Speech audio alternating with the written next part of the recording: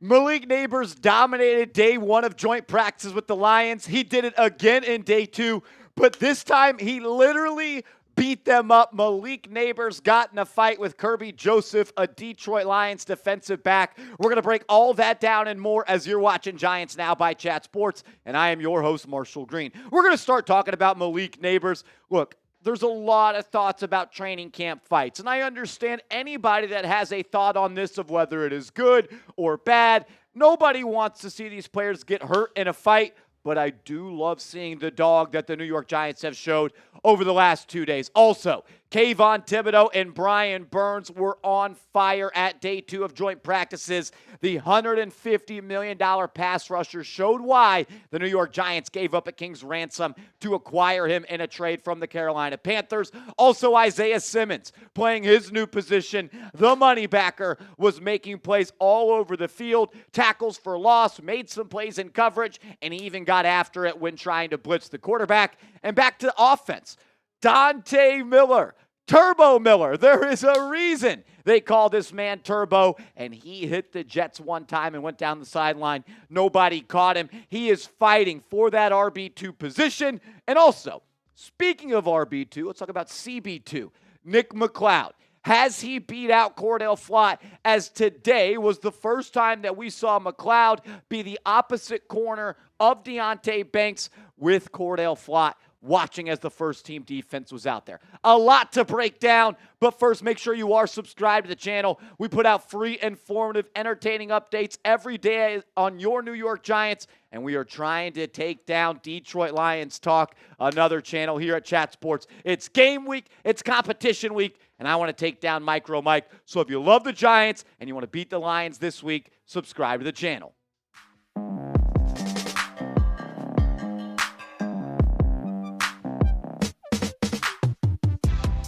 Following day one of joint practices, Brian Daboll said, "You don't love seeing your team fight out there, but it's going to happen." And Dan Campbell called it a very spirited practices from both the Giants and the Lions. And once again, they were at it today, and it was Malik Nabers who was in the dome piece of the Detroit Lions. And I'll tell you this much. If I saw Malik Nabers doing what he did in back-to-back days against my fellow teammates, I would be pissed off too. Look, he's just got that dog in him, man. He went toe-to-toe with Terrion Arnold for the last 2 days, and things got chippy, but there's a respect level between Nabers and Terrion Arnold as they are both from the SEC. And Nabers said that after the practice, but it was Kerby Joseph, the guy who initiated this fight. Nabers said he said something to him. He didn't want to repeat what he had to say, and then Nabers kind of smacked him in the face a little bit. Then he retreated, and then he got thrown into a pit full of Lions, and he did not back down. Then you see Devin Singletary and Jermaine Illuminor get up in the mix,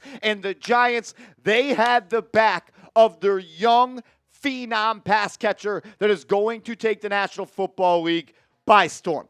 Nobody on the Lions could guard Nabers. It didn't matter if they put Arnold on him. It didn't matter if they put Joseph on him. It didn't matter if they had a safety over the top. They were trying to press him. Malik Nabers was able to do whatever he wanted to do. And I applaud him for that. He is an elite player. You guys know how I feel about him. We have quotes from people that were at practice the last 2 days talking about the show that Nabers put on. But I do want to say this. Leave the fighting in practice. I do not want to see Malik Nabers fight in the preseason. I do not want to see Malik Nabers fight in the regular season. There was supposedly some concerns from Brian Daboll and Joe Shane about the demeanor and the temperament and the hothead levelness and really just the competitive spirit that Malik Nabers had. And I'm not going to say I am worried about Nabers because I appreciate what he did today. Don't back down. The Giants, they have been the doormat and the laughing stock of the NFL for far too long. So stand up for yourself and go hit somebody, and he did that. But I don't want to see this carry into the season. I don't want to see Kadarius Toney fighting against the Dallas Cowboys. Beat him with your play. Let your play do the talking because there's not many people in this league that can guard you, especially on the Detroit Lions. In 2 joint practices for Malik Nabers, he was targeted 18 times by Daniel Jones, and he caught 17 of them. There was only 1 incompletion when the ball was thrown the way of Nabers, and it was almost a crazy Odell Beckham-like one-handed catch that he hauled it in, and that was actually the play that ended up leading to the fight between the Lions and Malik Nabers. But this is incredible. 18 targets in 2 practices, and he had 17 catches. He is doing things that we have not seen done by a New York Giant since Odell Beckham Jr. And according to Connor Hughes, he may be doing things that he has never seen before since he has covered the NFL. Connor Hughes, he writes and covers the Giants and Jets for SNY, and he said this, a little bit of a lengthy quote, but I just wanted you to hear it from someone else besides me. Hughes, quote, "I've covered the NFL since 2014. And among the players I've covered, I've never once seen a rookie make such a seamless transition. That includes Odell Beckham Jr., who missed the majority of his first summer with a hamstring injury. Guys like Justin Jefferson, Odell Beckham, and Mike Evans are anomalies. The college NFL transition for wide receivers isn't supposed to be easy.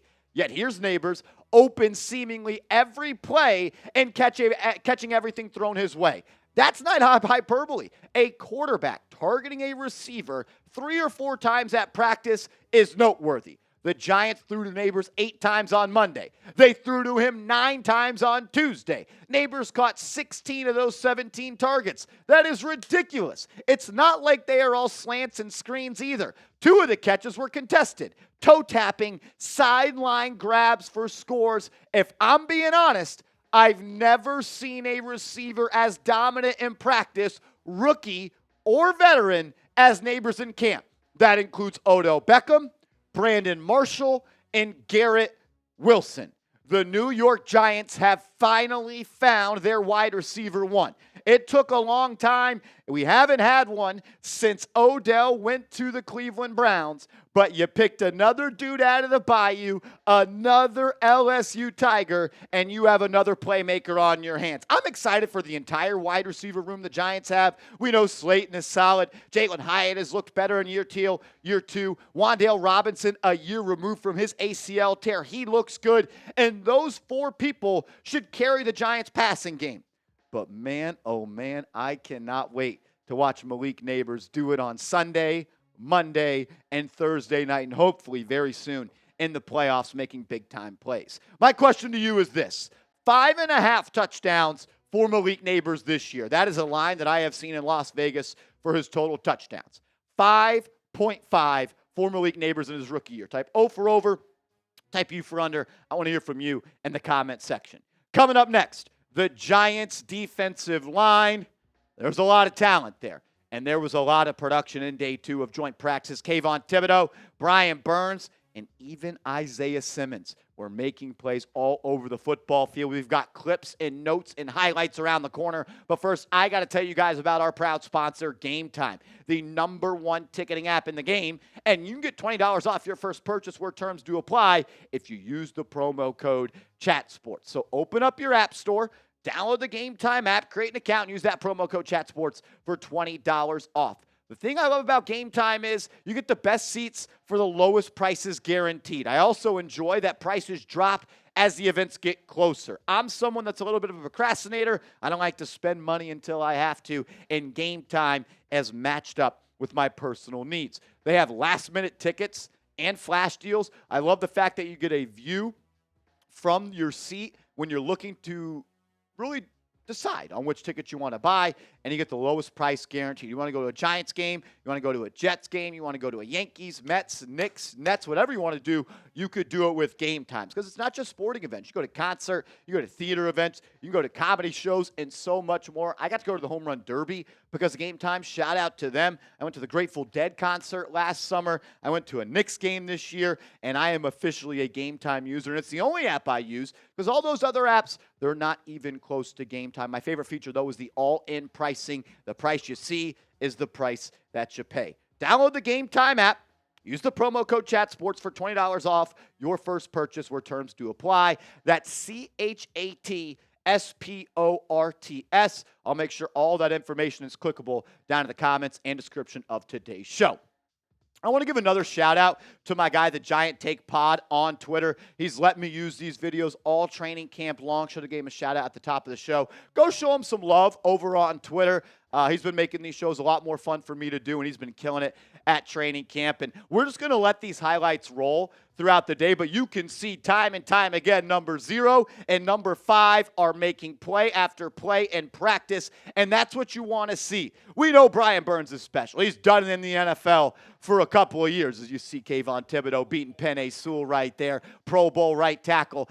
It's the year, though, for Kayvon Thibodeaux to go from being a splash play guy, making plays every once in a while, to actually doing it consistently. But that man, Brian Burns, I'm telling you, this defensive line is going to be great. They have scary, scary potential, man. You line up 0 on one side, you line up 5 on another, and you got number 97, the best interior defensive lineman in the National Football League, collapsing that pocket from the middle. This team is going to be reliant on those 3 players wreaking havoc on the line of scrimmage. Because that's how you win football games. When number 0 comes off the edge on 3rd and long and he puts pressure on Jared Goff, then he's got to step up and Dexter Lawrence is in his face. Then he rolls out and Kayvon Thibodeaux or Azeez Ojulari is right there. Those 3 dudes, 0, 5, and 97, they should dominate opposing offensive lines. If the Giants are going to be the team that I want them to be, that you want them to be, playing meaningful games late into December, trying to compete to clinch a playoff spot or maybe even win a playoff game, it is going to be because of those 3 players. The most assets on this team has been spent on the O-line. 2nd-round pick at $150 million for Brian Burns. A 1st-round pick at $90 million for Dexter Lawrence. And a top 5 pick in Kayvon Thibodeaux. Something I also love to see today, though, was number 19 was all over the football field. Isaiah Simmons, he was here, he was there, tackle for loss. They used him on a couple of blitzes where they got him free. And if you can get Isaiah Simmons a free rush where he does not get touched and he's just allowed to be the athlete that he is and come in there full steam ahead, that is a scary sight for opposing quarterbacks. We know how special of an athlete he is, and he just hasn't found his home yet. He hasn't been a part of a system that has really put his skill set on a piece of paper where he could really maximize it. And this feels like the year for Simmons. In the Shane Bowen defense and in this role where Simmons is going to be playing in the slot, he's going to be a dime package linebacker. This feels like the year Isaiah Simmons is going to pop, and I'm excited for another athlete and another very skilled player added to this defense who I'm really starting to believe might be one of the top units in the NFL. Let's go back to offense here a little bit. We know the running back 2 position is wide open for the New York Giants. We know Devin Singletary RB1. I don't know if I said at the top of the show, Singletary going to bat, going into the thick of things for Malik Nabers. That shit fired me up. But they call him Turbo Miller for a reason. I'm not able to show the video. Jordan Hernan had it. It's on my Twitter as well. It was just a stretch play to the left side. Great block by Daniel Bellinger to set the end. But you see 25 shot out of a cannon, and he's throwing up the peace sign running down the sideline. They call him Turbo for a reason, and he gives the Giants offense another weapon. He moves at a speed that really no other running back on this team has. He has, a 4.2 40 at his pro day, electric player who has the ability to change the game any single time he totes the rock. That job's wide open. We know Singletary's number 1. Is it going to be Eric Gray as RB2? Will Dante Miller take that job? Will Tyrone Tracy? I saw some Giants beat reporter yesterday. I believe it was Ryan Dunleavy. Check him out. Does awesome work. He said the RB2 job was for Tyrone Tracy to lose. And while I do think that Tracy has a leg up on that job, don't let Dante Miller go crazy in the preseason. Don't let Turbo hit the corner and turn on the Jets in the preseason. Because there's one thing you can't coach, and there's one thing that's really hard to stop. And that is speed in the National Football League. And Dante Miller, he's got a lot of it. Something that stood out to me today at practice, though, was kind of the shuffling the Giants did in the defensive back room. This is the first time that I can remember throughout training camp so far that Nick McLeod got CB2 reps, boundary corner reps with that first offense. It was Deonte Banks on one side, Nick McLeod on the other, and Andrew Phillips in the slot. And that is the first time we have really seen that. It was Brian Burns yesterday who applauded Nick McLeod, saying he's showing me something different every day. He talked about the dog that he had in him and just how well he's been playing. And I would love for Nick McLeod to be that guy. I'm not so sure he is. What I do know for sure is the Giants know Cordell Flott is not the answer as the CB2. We've heard the DB coach, Jerome Henderson. We've heard Brian Daboll all throw a lot of confidence out there saying it's his job and it's his job to lose. And I think he's lost the job so far through training camp. He couldn't guard Malik Nabers. He couldn't guard Jamison Williams. He can't guard Wan'Dale Robinson. He can't guard Darius Slayton. And it stinks. He's a third-round pick. But you know what? Best man should play. And I'm just not sure that's guy. You know I know the Giants know that they know? You know how I know that they know that they know that Flott's not the guy? Because they have signed not 1, 2, 3, or 4, but 5 veteran minimum corners since the NFL draft has ended. The reason? Because they are hoping that one of these darts that Joe Schoen throws is going to hit, and that guy is going to be able to play and produce for this football team. I'm not so sure they are. But when you go out and sign 5 guys, immediately after the draft, you go out and sign David Long Jr. Then immediately after OTAs and minicamp, you sign Trey Herndon, who was there on a tryout. Then in OTAs and minicamp, you go out and sign Trey Herndon. Then at training camp, you sign Mario Goodrich, Breon Borders, and Holmes yesterday, who was already dealing with a little bit of an injury for the New York Giants. I believe in Deonte Banks.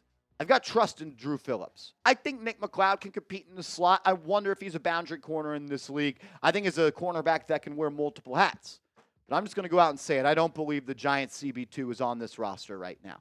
I don't think the guy that's going to have the most snaps and the most starts as that opposite boundary corner to Deonte Banks is on this team. The waiver wire is where the Giants will turn to next. When teams have to cut their roster from 90 to 53, the Giants are going to be in heavy pursuit of a starting corner. Remember back in 2022 when the Giants went out and claimed Jason Pinnock and Nick McLeod in the waiver wire? They had a priority pick there as they were picking 5th and 7th in the NFL draft. It's pretty much the draft order is the waiver order. To my knowledge, that it may have changed, but that's how I believe it is. And that's why the Giants weren't able to do stuff like they wanted to in the waiver wire last year because they ended up picking 25th in the draft. They had the 25th selection in the waiver wire. This year, they're going to potentially have number 6, and they could add a couple of good players at that spot. Final thoughts on joint practices for the New York Giants. Fights are going to happen. It's hot. It's the first time you've played another team. First time you're allowed to pin your ears back and go smash somebody in the face. They're going to happen. Believe them in practice. I don't want to say the Giants looked undisciplined out there because I thought the Lions looked just as undisciplined as them. But I loved the don't back down mindset that they showed the last 2 days. Last year, the Giants got their butts whipped by the Detroit Lions in joint practices. Those people are going back to Detroit this year and saying, a team up in New York wearing the blue helmets, they're going to come a little bit different this year, and they're going to play a little bit harder than we thought they were. Love the fight. Love the energy. But let's hone it in. Let's be disciplined. I don't want to see crazy flags this year, and let's just go play smash mouth the New York Giants football because I am ready for that to happen. I am pumped up. 2 more sleeps, Tuesday night and Wednesday night. And then we get to wake up Thursday, and it is game day where we get to see our New York Giants go play another team. I don't care if it's preseason. I don't care if it's hopscotch. I want to win, and I want to see the Giants beat the brakes off the Lions this Thursday. Make sure you are subscribed and have your notifications turned on because we're going to be live on the channel an hour before kickoff Thursday night, 6 p.m. Eastern Time is when we'll go live. We'll have live play-by-play. We'll have a tailgate party. We'll be having a lot of fun. I want to see you there. And if you're ready for game day, it's been a long time since we got to see this team play some football. Hit that thumbs up icon for me. And if you haven't yet, give me a follow over on social media. I'm on Twitter. I'm on Instagram. Hit me up over there. And again, I want to give a major shout out to my guys over at the Giant Take Pod. They've been letting me use videos that they have been capturing at Giants training camp. So go show them some love, and let's go Big Blue.